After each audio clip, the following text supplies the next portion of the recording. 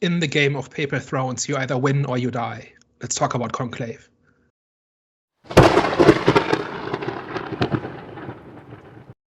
Hello, everyone. Welcome back. We are back. The Eye of the Storm podcast.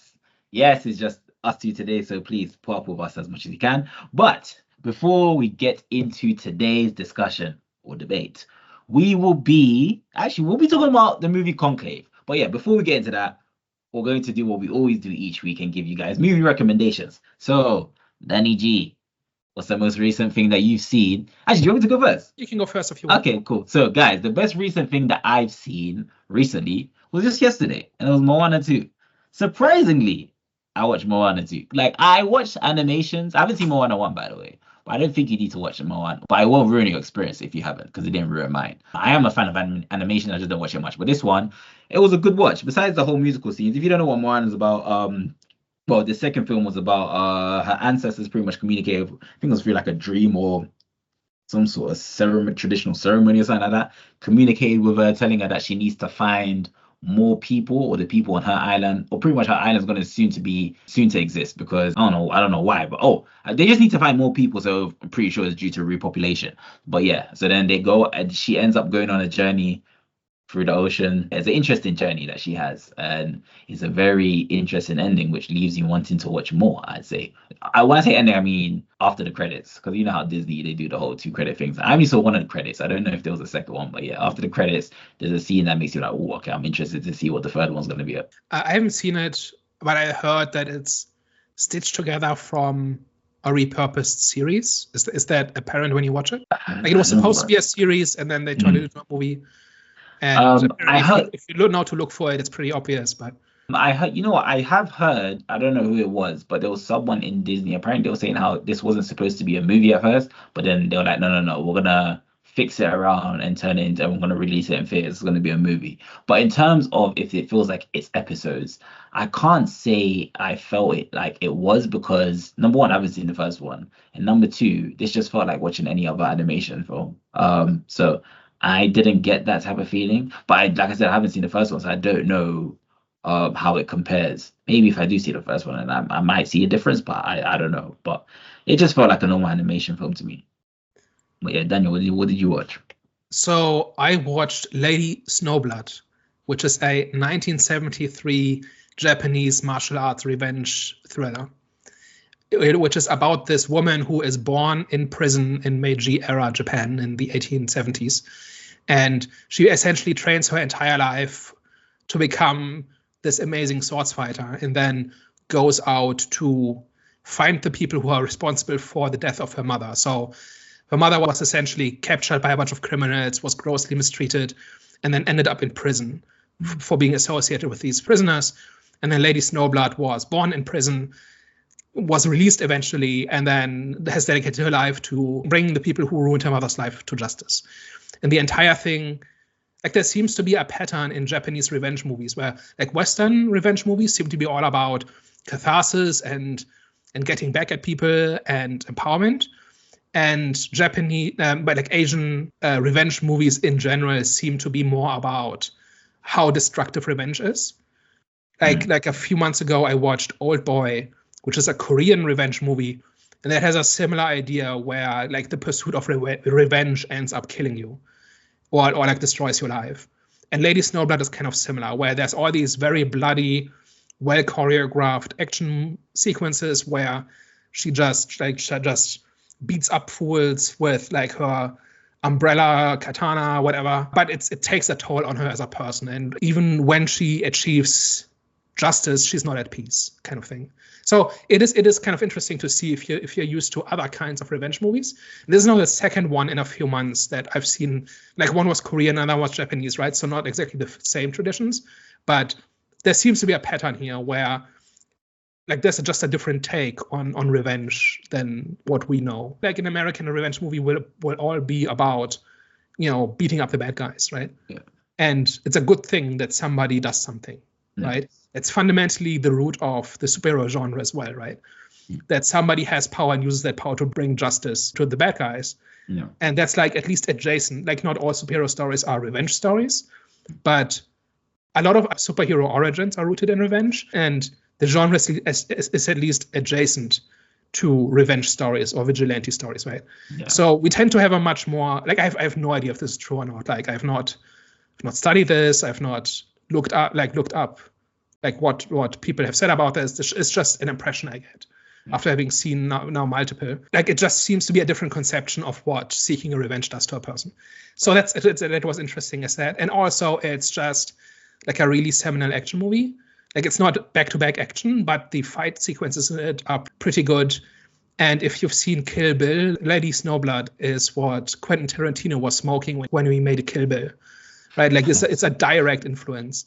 Yeah. And like, I saw Kill Bill like 20 years ago when it came out, and like back then I wondered like how can you come up with this stuff? Like, this is so creative. And now I know where he came up with it. So it's not a rip-off exactly, but it's a very close homage. Yeah. And yeah, so it was interesting to watch on that level. It's not like a fun popcorn movie where you like watch just somebody beat up the bad people. There's a bit more to it, and it's less fun in that way, but it's a really good movie. How did you come across it? I just saw it in recommendations. I'm subscribed to this subreddit. I saw an old movie where people basically find old movies. I think the rule is it has to be at least 10 years old. And then they kind of post like their basic thoughts on it, and then people will talk about the movie. And like, if you're looking for like movie recommendations for interesting movies to watch, I think the main attraction of that subreddit is just finding old movies you've never heard of. Like, some of them are well known, but there's some pretty obscure ones too. And I've seen a few of them now, and it's a good inspiration for finding older, less well-known movies. And that's why I heard of it, and I decided to give it a go. Cool. And I'm glad I saw it. It's not my favorite movie or anything, but I'm glad I saw it. I don't remember Kill Bill as well, so it would be interesting to watch both. Maybe I have seen it, but I just can't remember it. So it would be interesting to watch that, and then watch was it Lady and what's again? Lady Snowblood. Lady Snowblood. Cool. That's gonna be noted. You know me, I'm gonna have to check out the trailer first. Well, the main event. Daniel, please tell people, let them know what the hell Conclave is about. All right, so Conclave is a mystery thriller movie set in the Vatican. So at the beginning of the movie, the Pope dies, and following the traditions and protocols, a conclave is called, which is all the cardinals from throughout the world travel to Rome to be sequestered away in a locked room to elect the new Pope. And the story follows Cardinal Lawrence, who is the dean of the College of Cardinals, which basically means he's in charge of the cardinals, and it's his job to run the conclave. So get everybody to the right place, organize the votes, make sure protocol is followed, make sure everything is above board, stuff like that. And as this happens, and as the cardinals arrive and as they begin voting, there is a rift between reformers and traditionalists, and it appears that something fishy was going on in the last days of the Pope's life, and that kind of throws a spanner into the works of the conclave, that it's not going quite as was planned, and it follows essentially Cardinal Lawrence as he kind of watches this political power game unfold. He kind of begins to doubt the process and his own faith and the integrity of the church, and he keeps trying to make this work. And the story is essentially about his experiences of this process and the journey that the personal journey he goes on as he navigates the situation. So that's Conclave. So what did you think of the movie?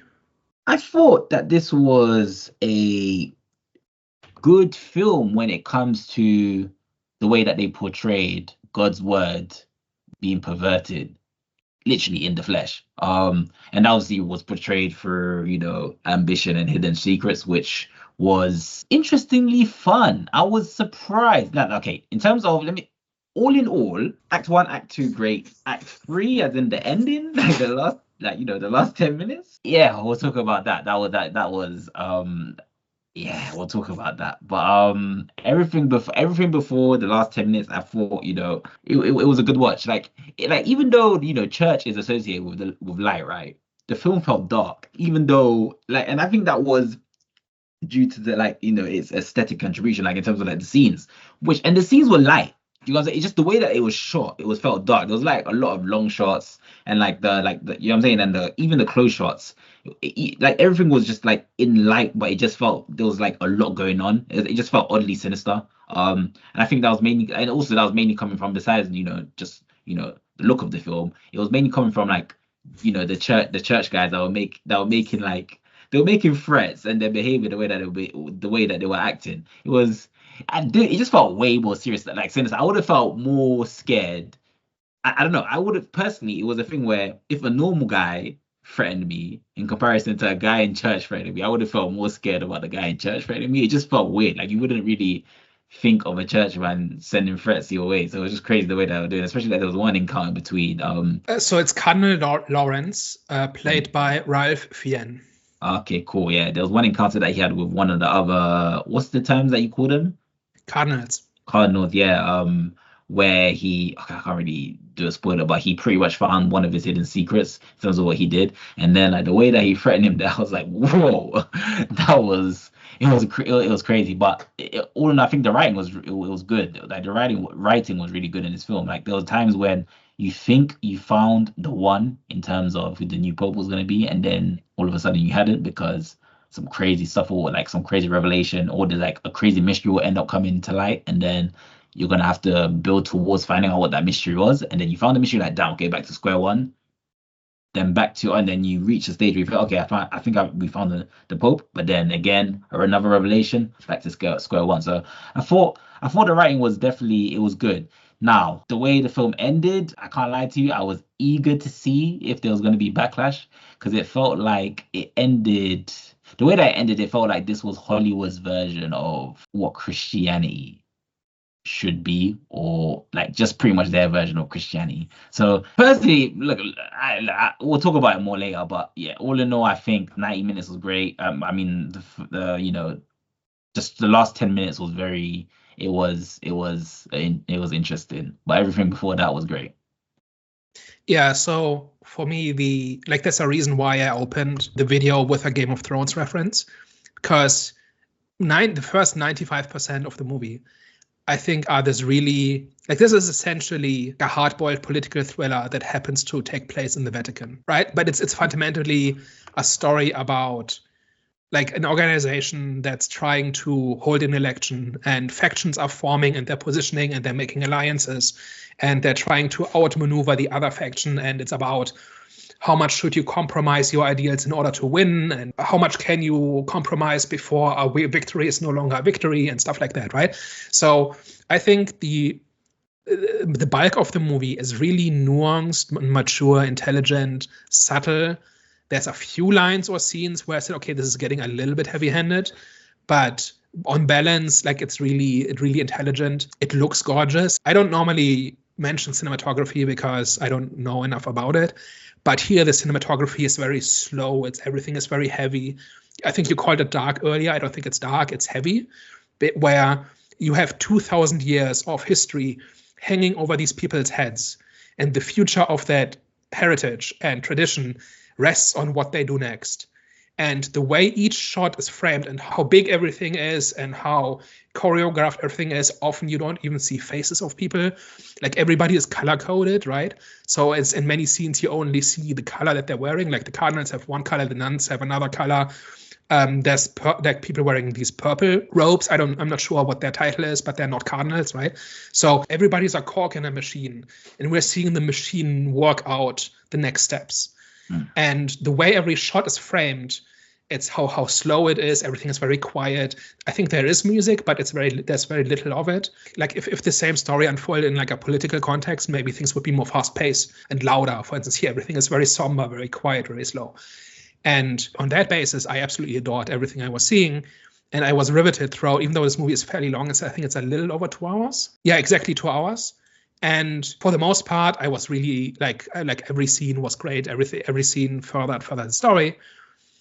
I have a similar opinion with you about the last 10 minutes, and I think, but it might be for different reasons. In the ending, it becomes so moralizing that the movie no longer tries to be intelligent and just thinks it's just enough to kind of give a big speech full of platitudes, and then everything kind of falls into place. But at that point, we've had an hour and 50 minutes of kind of realpolitik in the Vatican, right? And so the ending does not line up with what the kind of movie we've been watching for the previous almost 2 hours at all. And so for me, I kind of left really unsatisfied because for the bulk of its runtime, the movie had promised me one kind of experience, and then it finished with a completely different kind of experience. And I'd seen from reviews that this is what it would be, so I was prepared. But that is just a mistake, and we can talk about how to fix that in the main discussion. But I think this is like one more case of something I've been complaining about, which is writers thinking they don't need to try if they have a good message.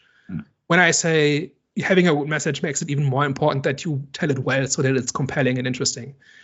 And this movie does not do that. It kind of just says it's obvious that the ending is good, therefore we don't need to put any effort into it. And on that basis, I was not impressed. Yeah. All right, let's talk about it. I just to kind of like go off in terms of to go off what you're saying with the ending. From my like the impressions that the ending was giving me, the reason why I said it wasn't really for me that cool. I'm Christian, I understand it. So it seemed, and it's also worth noting that like your church is the exact opposite of Catholicism, right? Exactly. Like so far down the Protestant spectrum, like the Vatican is the exact opposite of what your church looks like, right? Exactly. So that's why, like, with me, it wasn't something which like offended me. I'm like, listen, all of the practices over there is nothing that we do, so I don't really like. It doesn't affect me. Do you know what I'm saying? So plus, that's just none of my business. So that's why I don't really have opinions when it comes to stuff like that. However, with this one, it seemed, number one, it seemed very rushed, unrealistic. And it just seemed like, and like it was, think about it, right? It was a monumental decision. And then the way that it ended, it was like, okay, so it doesn't really feel, like you said, it felt just like an ending which was supposed to be a wow moment rather than an ending which made sense. And like I said, it was unrealistic and it was rushed, but it was something which I think they did to kind of like, I wouldn't say aggravate people, but I would say it's something that was like, it was. But people are aggravated. Yeah, people are aggravated, but I'm coming at this. I'm not a Catholic either, so I've got like Richard Dawkins books on my shelf. So I'm coming at this from a completely different angle than you. Sorry, even though it's associated with the same one. It's supposed to provoke traditional Catholics, yeah. So before I saw this movie, I looked up some reviews just to get a sense of what I was walking into, and essentially, like the consensus among Catholics seems to be this is trash. And the more traditional they are, the more they think this. And like to the point of, I don't know if heresy is the right word for it, but like it's like, and like it's viewed as widely viewed as anti-Catholic, right? Yeah. And on the other side, you have people praising it because it confirms their politics, right? Especially like the cardinal standing up to the xenophobic cardinal, right? And talking about how we should just all get along. That's being praised in more left-wing circles, right? And everybody kind of just seems to like or dislike this movie on the basis of whether or not it confirms their perspective and their point of view, right? And I kind of stand a little bit outside of that. I think we both do, in the sense that this can say about the Catholic Church whatever it wants. We just want a good story out of it, right? Yeah. It's not our business anyway, right? Like this is an internal debate to Catholicism, and we're not part of that either way, right?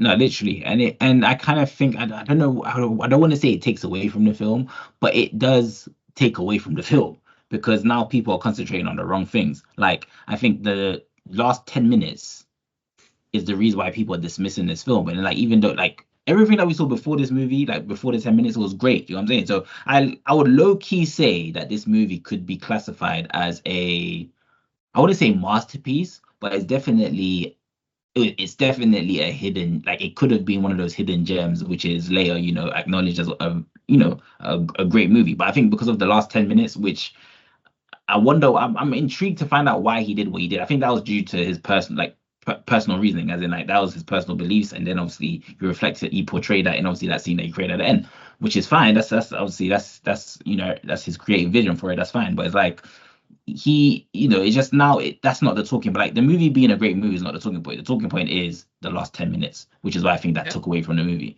So I think we have a decent claim at being the only unbiased review of Conclave on the internet, probably. Yeah. I'm just going to pretend that's the case. Yeah. Because every other opinion I've seen has just used it as a proxy for their own politics. So I think my view is a little bit that, like my main thing is that, I've mentioned this in the non-spoiler impressions, is that movie makers, especially like in the past decade or so, have really latched onto this idea that like a movie that confirms your political views is a good one by default, and nothing else matters, right? It doesn't matter how the story is told. It doesn't matter if it makes sense. It doesn't matter if it's well made. If it's on your team, then it's good. If it's not on your team, then it's bad. And I think that's the death of storytelling. And I think you can have both, right? Like this is not like an underhanded appeal to say, oh, I don't want politics in my entertainment or something like that.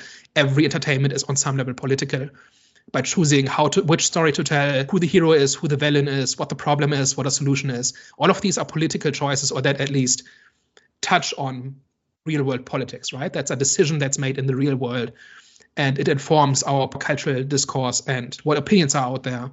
And so it's not about why is there politics in my political thriller, right? It's not about that.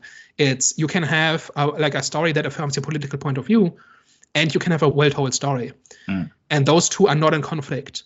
And in fact, I think if you are passionate about your message, then you should care about it being convincing. And this is not convincing. It's not even at the point where it's not convincing. It just doesn't do anything, because the first hour and 50, call it the first hour 45, is like this hard-boiled politics, deal-making, power brokering, portraying the Vatican as a worldly political institution with factions and alliances, and like there's votes to win, and as people have said, politics is about winning. And so the goal of the conclave is to have your faction win, because that decides the soul of the Vatican for the next generation, right? Because this is an appointment for life, and this person, like whoever gets elected, might be on the throne for half a century, right? So it's important who wins the conclave, right?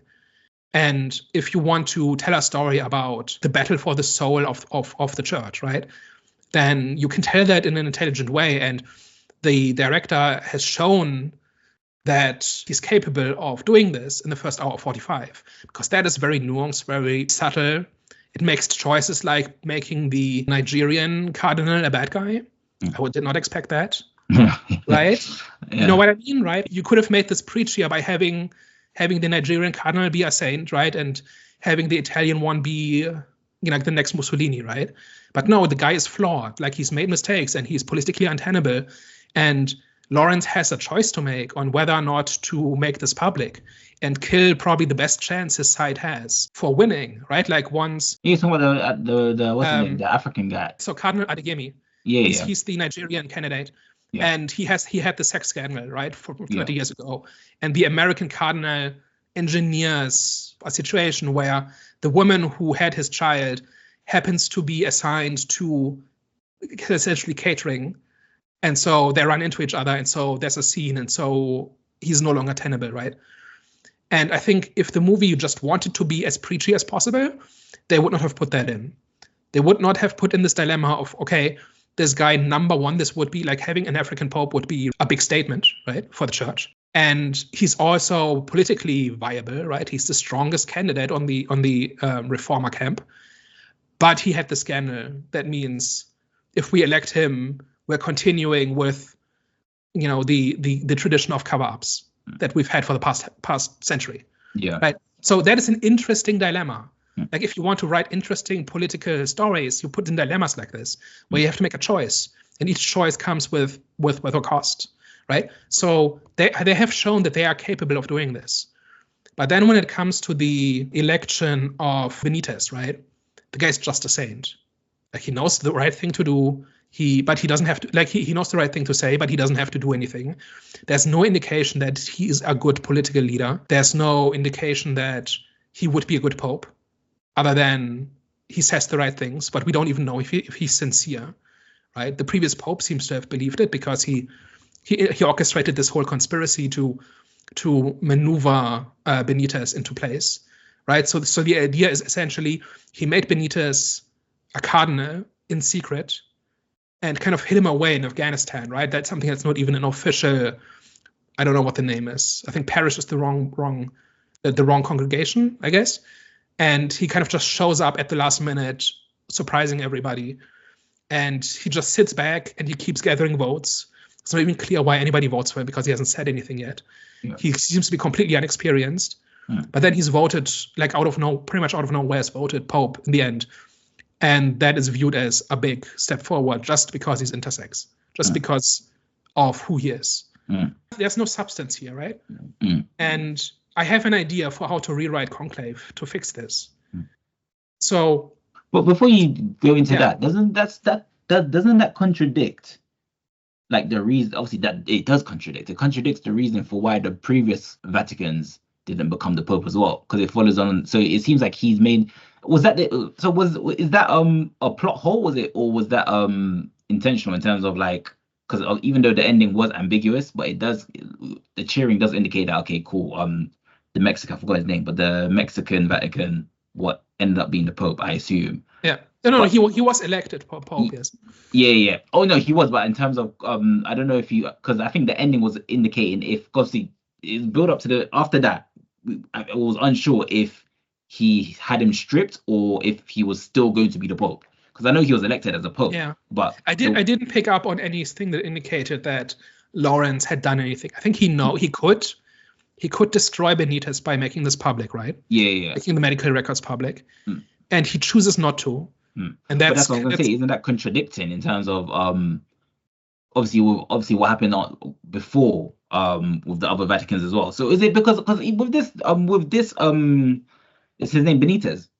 Benitez is the Mexican cardinal, yes. Yeah, but with Benitez, I understand. Look, I get why it was a thing, why they just chose him, because he did give that kind of like angelic aura about him, and he was different from the rest. Because the others, they were like, their ambition wasn't coming from God, whereas with Benitez, it was a thing where you could say, okay, maybe the difference was his ambition could be seen as coming from God. However, with Lawrence, he's stuck to, like, what kind of like changed his rule, if that makes sense? Because his rule before was, okay, no, we need to kind of abandon what we're used to, which is obviously because the church has a bad name. So if pretty much you have a past which will affect us in the future, it's not going to be you. But with Benitez, it's like all of a sudden he just abandons that. So it's like, well, there's no there would be scandal, but mostly because people wouldn't want an intersex pope. That is why it's a liability for Benitez, right? That is why it's been kept secret, and that is why Lawrence chooses not to make it public. Yeah. With the other ones where he makes the financial records and the travel records and everything public, is because now he's exposing a crime. Right, all the other cardinals that Tremblay, right, the Canadian one, I think he bribed people, right? So basically, the other cardinals that get outed by Lawrence have actually committed crimes, and they've actually used church money to spy on people or entrap people. There was this whole thing about getting the Nigerian nun assigned to Rome and just in time to embarrass the Nigerian cardinal, right? So these were all dirty tricks at minimum and criminal at worst. So that is why Lawrence blows the whistle on. Being intersex is not a crime, right? It's just something most cardinals would not want. It would make him unelectable, but it's not a crime, right? It's not a moral failing of Benitez to be intersex, right? So if he doesn't make this public, then Benitez will get elected. If he does make it public, then he's undermining his own goals, which is to make the Vatican more accepting and more inclusive and things like that. And also in the logic of the movie, which I don't buy, but in the logic of the movie, it would deprive the church of a good leader, right? Like the movie wants us to believe that Benitez is a good leader, right? Because of his moral intuitions, and that's it. And the church would benefit from him being in charge. And Lawrence has the ability to prevent that from happening, right? So that is his decision. And that is why he could destroy or not destroy Benitez politically. Yeah. And this is done by somebody who is on the verge of leaving the church, right? Because his faith has been wavering, and he's disillusioned with the church, and now he's put in charge of this, and he essentially decides the future of the church, right? So I think there is good stuff here. My problem is just with how one-dimensional Benitez is, and how heavy-handed this whole thing is, like this whole messaging at the end is, and I said earlier that I have a rewrite for this, and it does not involve removing or changing Benitez at all. It basically just involves making that choice more public and earlier in the movie. So I would make two big changes. One is you make that choice of should people vote for Benitez or not? Earlier and more public, maybe not. Maybe instead of just Lawrence knowing it, more cardinals know about it, and they have to choose between their personal attitudes and the future of the church, right? So voting for somebody who they find objectionable for the good of the church, right? But essentially, right? And now and essentially those decisions determine whether or not Benitez still has the majority or not. Yeah. Because now there's an actual choice involved and not just one person kind of agonizing in a closed room alone, right? So there's, I think, one of the story problems with it. And we have this whole scene where a couple of reformer cardinals are kind of standing like in the staircase, right? And they basically talk about pragmatism, right? About how important pragmatism is in politics, and that like this whole thing about we serve an ideal, but that doesn't mean we have to be ideal and things like that, right? Which I think was really good. It was essentially like a lot of people, especially like on the political left, have this problem with purity, where they want somebody to celebrate as opposed to actually winning, right? And having people come to terms with this and saying, like, we have to kind of settle for a not ideal candidate if that means we win and then we get 80% of what we want instead of 0%, stuff like that, right? That would be an interesting message and something that its audience might want to hear or need to hear, maybe. I want something along those lines, right? Yeah. And then the second part of it is to make Benitez actually a good leader. And I think he has the ingredients for it, right? Because he has served in some of the most difficult congregations in the world, right? He's been in war-torn Congo, he's been in Iraq, and he's been in Afghanistan, right? So he knows what it's like to lead under difficult circumstances. We just never see him do it. We are just told that he does, right? But we never, like, he's completely passive in the story. And I think fixing that is the important part, where like he gives this one speech, but it's purely moralizing, right? Where it's about where the traditionalist cardinal has this big speech about how Muslims are a threat and must be fought, and he then stands up and for the first time in the movie says something which is essentially let's all get along, right? Like there's not much more to it. And what if he actually is like a competent politician, right? Who knows how? Like this guy has probably maybe worked with the Taliban, right? Like what's a cardinal who has worked with the Taliban like? I don't know if that's like if he would actually have to, if he would have left.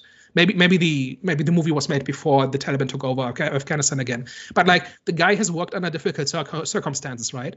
And he has worked with some not so nice people. And like, why don't we see how that has forged his political skills? So he can form alliances that nobody else can. But but at the same time he can lead them towards good ideals or something, right? But actually show us him doing this instead of just having him be a fully formed saint that doesn't have to prove anything, and just have him be good because of who and what he is, because that's what the movie ends up saying, and I think that's reductive and not a very good message. Because I think the reason why they did that approach is because the whole angelic approach, like, because like I said, he feels like he's borderline sinless the way that he was behaving. So I think so I think they were trying. So I think that was the reason why they didn't really do much with his character, because they said, okay, this guy's pretty much the Jesus out of the whole group. So you know what I'm saying, so yeah. So he practically walk on water. You know what I'm saying, so but I hear what you're saying, and I do agree. Everybody is a little bit flawed and kind of realizes the political realities of this environment, right? But Benitez is shielded from all of it just because that's what the movie's core audience wants to see, right? But not because it's a good story or anything. And it makes him like the least interesting character in this entire movie. And doesn't have to be this way. Like, what if he's the best candidate they've had in 100 years, but people will not vote for him because of what he is? Yeah. Like, that's an actual dilemma. Yeah. Now, and what if half the movie, like, what if like this becomes known, at least to Lawrence, halfway at the 50% mark. And the second half is him trying to convince cardinals to switch their vote to Benitez. He needs 5 more votes, and we have to find those 5 cardinals, whatever, right? And like he's a competent leader by himself, and he's close to a majority. But then it becomes known that he's intersex, right? And now that is in danger. Now Lawrence has to scramble to build a new coalition. And now we have all these scenes with cardinals kind of talking about their conscience and about their prejudices and about their views, right? And about what the church should be and who should lead it and so on. Like, there's so much potentially for a more interesting story. And the movie neglects to tell that story, inject that circumstance into this hard-boiled realpolitik thriller that has like this weight of 2,000 years of tradition and all these institutions and all of this protocol and all of these things, right? Like resting on it. Like that's a really cool story, and that's what I wanted to see, and I didn't get it just because the writer thought it was not that important. And that upsets me a little bit. The director can make any movie he wants, and I can like or not like it, right? I have no right to tell the guy what kind of movie to make. But I'm just saying you made a worse movie because of this. You were doing so well, and then you lost the plot, right? and notice how my rewrite, like fixing a movie, does not involve removing Benitez, right? Yeah. Like this is a really interesting dilemma if you handle it well and if you handle it intelligently. And it just didn't. And this is not the only movie that does this, right? Like it's seemingly every movie in recent years has been doing this. And it's the death of good storytelling. Like we could have gotten a really interesting story out of this, and instead we got this. And that's the part that upsets me. It feels like their personal needs and their personal wants kind of like overshadows like the structure of how a film should be in terms of like it making sense, or not even it making sense, but it having some sort of significance. It makes sense. It's just not. It's just not as significant or impactful as it should have been. Like, you know what I'm saying? It's just something which is like, okay, this is your opinion and this was what your main message was in the film, but your main message wasn't executed the way that it should have been, because just with everything that happened before it, if that makes sense. Yeah. I don't know. I do agree with what you're saying though. I agree. It's just, I wonder, right? Because I was really on board with this movie as long as we were like this whole subplot about Adeyemi. Because that is the kind of dilemma I want to see. That's when it got sticky, and I was like, okay. And that felt so like realistic as well, because you hear like crazy stuff that happens in, obviously I don't know, like I said, there's different denominations. I'm not that denomination, but you do hear crazy stories happening in the church, and that's something that's very common. So the way that it kind of like transpired, and I was like, yo, this is crazy. Even like the scene that he had when he was starting to cry, obviously in front of I'm just gonna call him the main cardinal because I'm always gonna forget his name. Yeah, but like that scene there was so touching. He was like, please come pray with me. I was like, oh my god. That's when it like the stakes there. I was like, oh crap, this movie is actually getting really good, really good. But I'm sorry, I cut you off. Like handle Benitez's situation with the same kind of nuance and intelligence as the Adeyemi story. And I'm like I preach the virtues of your movie from the rooftops, right? I don't know if that's the right Bible quote or not. I don't know. But like that's like I do that all day, right? Because I want those kinds of movies, right? And it upsets me when we don't get them just because of like the navel gazing of the people who get to make movies. That just annoys me. And like there was other stuff in there too that I really liked, like especially in the first 20 minutes or so, when they discover the Pope and they go through all of these steps of sealing the room and creating the timeline and stuff like that, right? There were like a whole bunch of interactions, I don't know if you picked up on this, where cardinals were talking to each other and there was like fierce battles going on. I was in a full room full of pensioners, so I couldn't take notes. So I think I was the only person under 60 in that room. Okay. I think there was one carer who had brought somebody who was around 90, but I was way below the average age. That's not a dig on anybody. That's just who this movie appeals to. Right? So I can't quote the exact bits, but there were like, as they were creating the timeline and locking and sealing the room and everything, there was a battle going on for the narrative of how the Pope died. Do you pick up on this? Yeah. And there were like negotiations going on, like somebody was trying to push his agenda, and then somebody else blocked it, and then somebody realized, okay, I've overplayed my hand, so now I have to back off. There was this really subtle politics going on that I thought, oh, I'm in for something special if this keeps up, and unfortunately it didn't. So it crumbled for you. When did it start crumbling for you? Was it in the introduction of when the bomb goes off? So throughout the movie there are suicide bombers in Rome, right? And there are hundreds of people dead, like not just in Rome, but in like throughout Europe, right? And it's not clear why exactly they're doing this. Maybe it's just to protest like the election of the Pope or something, which is not how these groups operate really, but okay. But it's completely ignored, right? Because they're sequestered and they're not supposed to be influenced by outside events. But then the actual vote itself is bombed, right? like in the most ineffective bombing I've ever seen. Like it's like 20 meters up, and there's some rubble, like, but there's no bomb in, like, I don't know. Like if I wanted to kill some cardinals, hello YouTube censors, I could think of better ways, right? But it's an explosion, and some people get some scratches, and that's it. Like there's no other consequence. Like there's no added security, no vote is being postponed. There's no consequences to it. So that's already a weak sign of storytelling, right? There was actually like an image that I quite liked, which was they are sitting, it seems to be some kind of auditorium. And you've got like these 20 cardinals, right? And they've got like dust on their shoulders, and they've got scratches, and I think some people have band-aids or something. And they're essentially talking about what happened. And you have this, like the traditionalist Cardinal Tedesco goes on a racist rant about Muslims, right? Essentially saying we let in, like, we've got enemies at the gates and we've been letting them in, and look what they're doing, right? And that was a chance for some actual interesting debates, right? And that is the scene where Benitez says something pretty much for the first time. Not quite the first time. He actually, like, one thing that, like, I've been criticizing Benitez or the writing of Benitez a lot, but there was actually one really interesting one where after the event happens, and I think they're at dinner, and he says grace. I think I might be getting the sequence wrong, but he says, no, I think this was before the attack, but he says grace essentially, and he does the kind of rote standard one, and then everybody thinks, okay, it's over, let's start eating, and then he continues and lectures everybody that they've lost sight of, like, the true mission of the church, which is to care for the poor, and everybody's just shamed into listening to this. And he does it, I think, in Latin too, as well. That all the traditionalists are paying attention. And like the use of Latin in this movie too, really interesting. When people speak Latin is really interesting too. So I wanted Benitez to do this. Like that showed actually political talent, right? Where he knew that everybody had to listen to him, and they couldn't leave and they couldn't object. They couldn't object to what he was saying because he was just saying the extended version of the prayer, right? I'm assuming. But on the surface, nobody could reasonably object to what he was doing, but he was shaming them, right? Yeah. And that I thought that was cool. But that was the only time he did anything interesting. And then in the auditorium, he just gives this moralizing speech of we should all just, like, he's not even talking about turning the other cheek, right? He's just talking about let's be nice to each other. And that's it.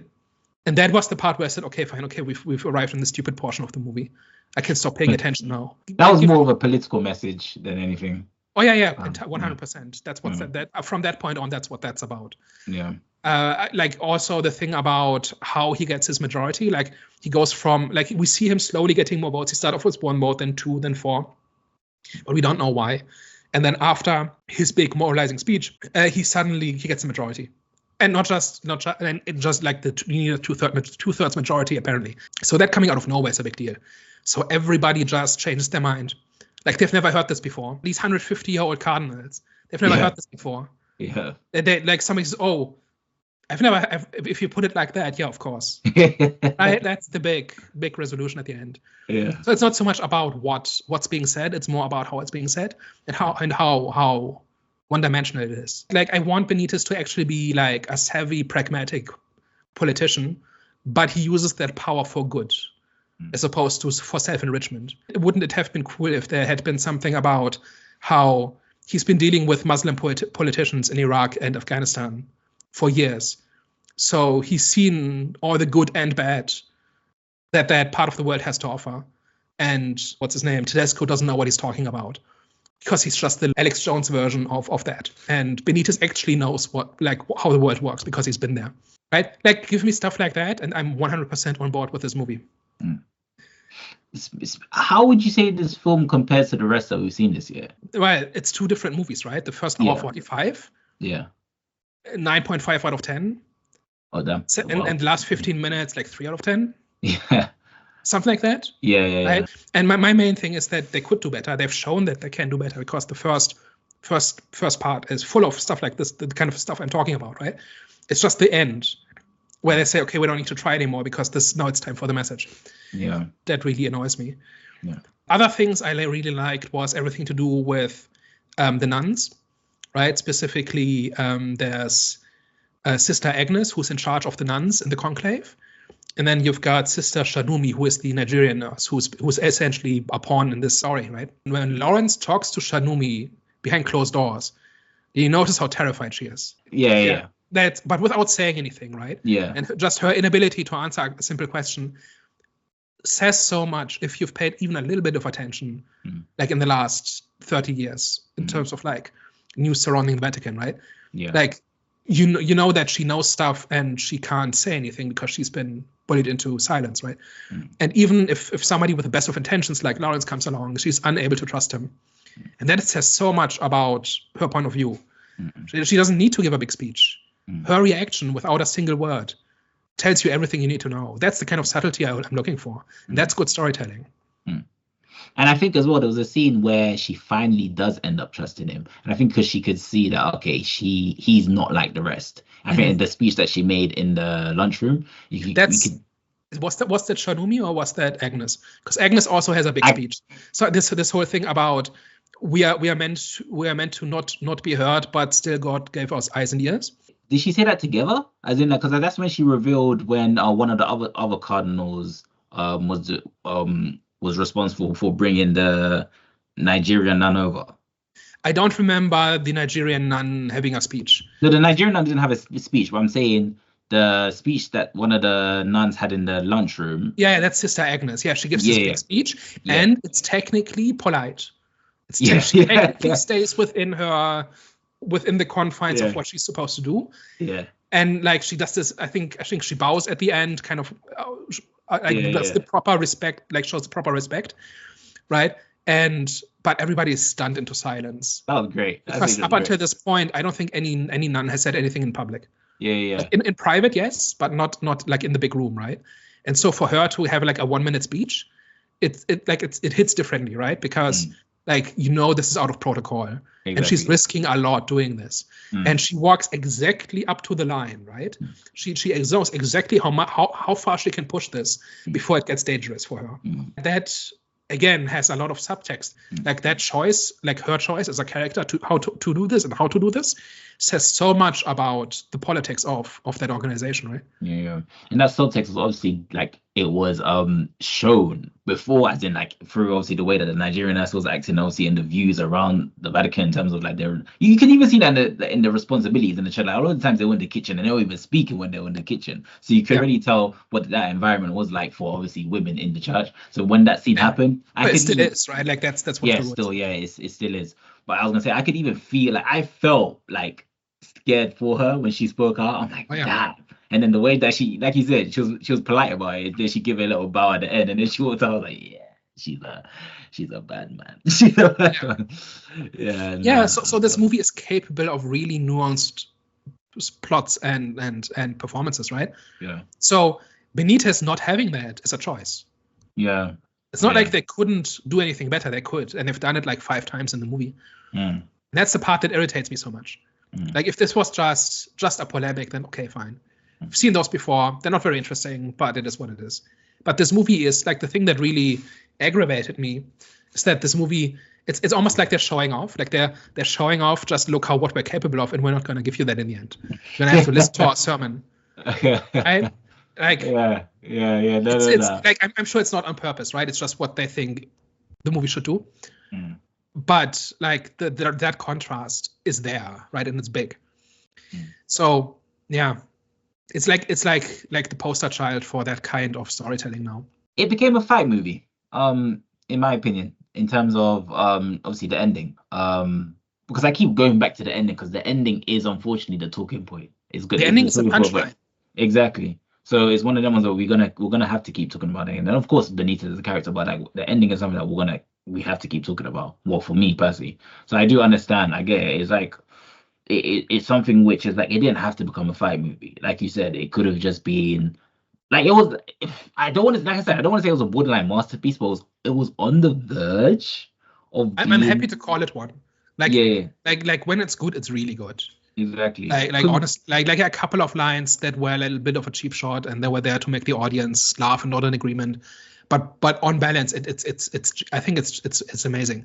Yeah. I don't know how accurate it is to how the Vatican actually works, but just as a story, like how it's constructed and how ideas are unfolded and how characters make choices, all of that is top tier storytelling to the end. Yeah, I agree, and it's interesting. Like it's I don't really want to make this political, right? And obviously, like I said, Catholic. Too late. I'm not Catholic. That's not my denomination. But it's like, as a Christian, right? It seems like a lot of people. I understand why people would I get why they would want to provoke Christianity in general, because obviously they have had past experience with Christianity in general, which is why I never when I see stuff like this, I just kind of I'm like, okay, whatever, it doesn't affect me because I already have a relationship with God. It is what it is. But I just haven't it just kind of I have a personal grievance with it, because it's like, why don't you do, if it was a thing which was consistent with other religions, then I'll be like, cool, this is something that's done in general. And I understand, I get why with personal experiences. But it's things where it's just kind of it's always done with Christianity. And it's like, for me, I'm like, why just Christianity though? Why didn't you have kind of the balls to do it with other religions? If you had done it with other religions, then I'd be like, cool, I get it, I understand. So, but it just seems like with, you like picking on the little guy, you know what I'm saying? And it kind of affects people that don't necessarily, because I think people, like I said, one reason why I really like this movie is because it kind of shows human perversion of the word in the flesh, right?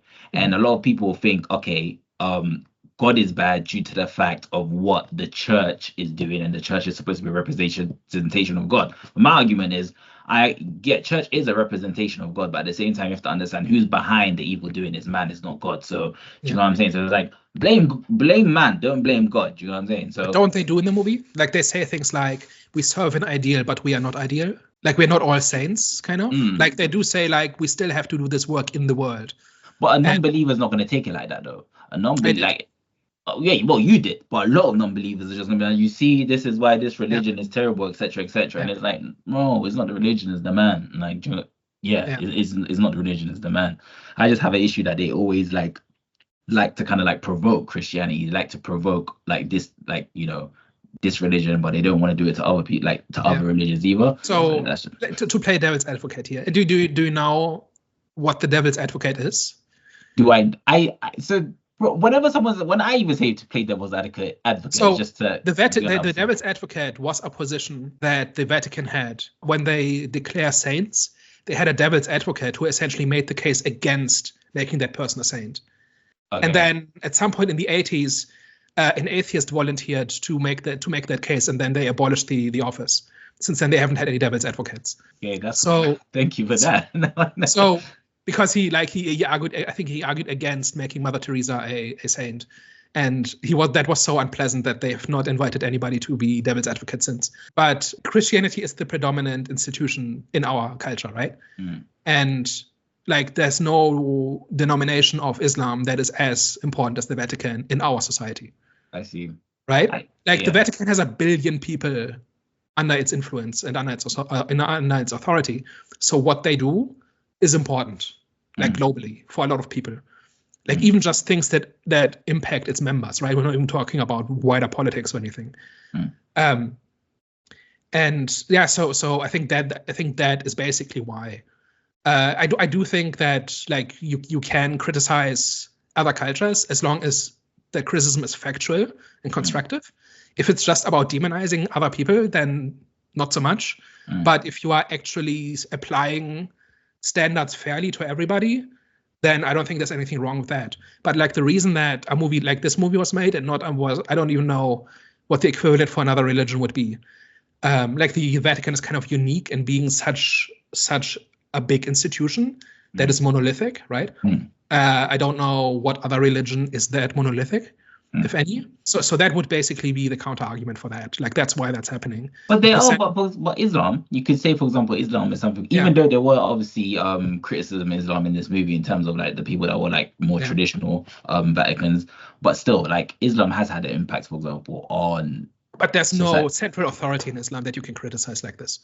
Sure. There isn't one, neither major branch of Islam is as monolithic and as institutional as the Catholic Church is.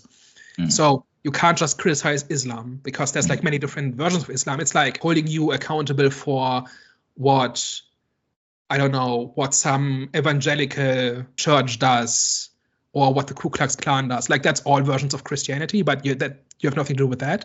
So I can't hold you accountable for that. But the Catholic Church is one institution, right? And you can hold an institution accountable for its policies and its actions.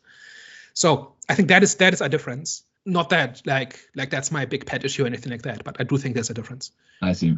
I can see that. It seems like, unless you have anything else to share, we've ended up in should we end up in a political note, or should we end up? Oh yeah, let's go for it.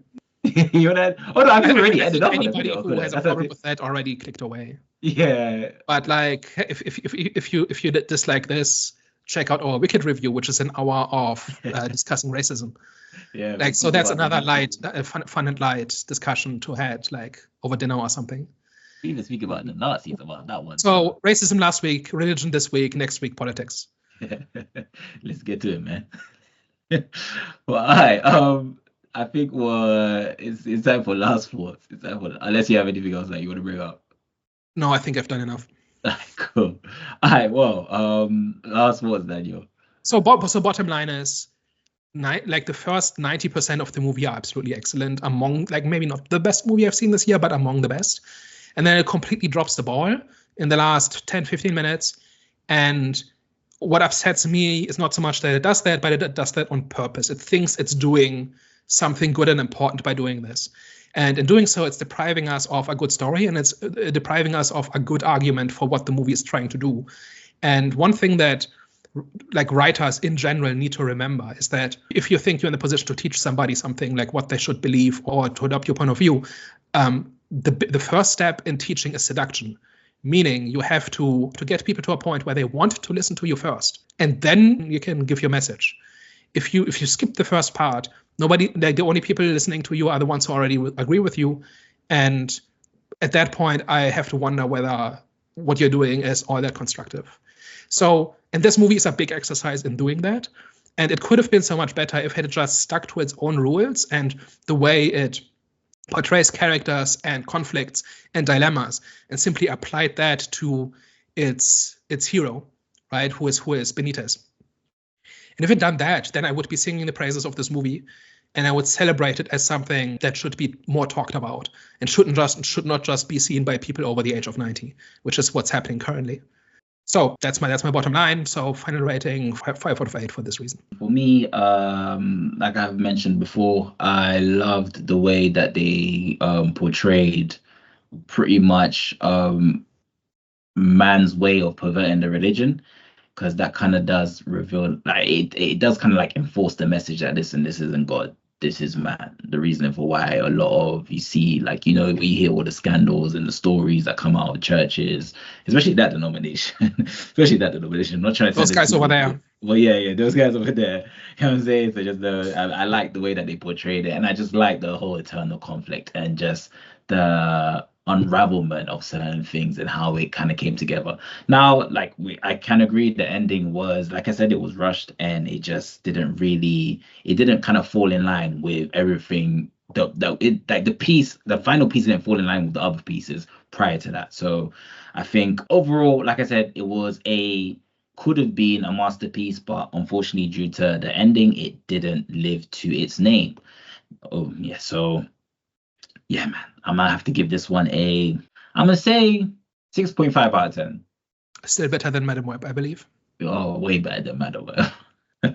Speaking of Madam Web, that's the benchmark for all movies. Yeah, that's the benchmark for. Should we say Madam Web? What's that? Okay, you know, let's not even get to that. I think you get that one a 5.5.